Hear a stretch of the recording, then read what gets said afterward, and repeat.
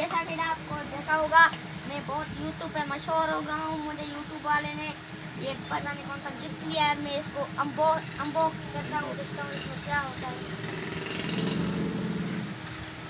अबे ये तो थर्मास में हो गया यार। ये थर्मास आया है पुराने ज़माने का, पता नहीं क्या ये कोप है, पता नहीं पुराने ज़माने का थर्मास है, पता नहीं है हम लोगों को।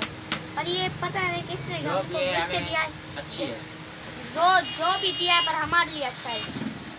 अच्छी चीज है, हम जो भी है पर हमारे लिए अच्छा है। इसमें चाय ठंडी नहीं होती, इसमें चाय नहीं ठंडी, ये बहुत अच्छी चीज है यार। इसको मैं यार इसने भी मुझे दिया है, उसको लव यू हो गया यार। यार बहुत अच्छी ये चीज है यार, चाय भी इसमें नहीं होती। तो गाइस देखा ही होगा आपको कभी इसने या गिफ्ट नहीं दिया होगा। ये बहुत अच्छा गिफ्ट है, थर्मास बहुत अच्छा है यार। शुक्र है ये थर्मास हमारे पास आया। हमारी चाय नहीं गर्म होगी, कुछ भी नहीं होगा, सिर्फ थर्मास होगा, चाय गर्म भी नहीं होगी। ये बहुत देखो गाइस ये थर्मास एक ही रेड वाला है, दूसरा ये पता इस कलर का था, रेड वाला नहीं था।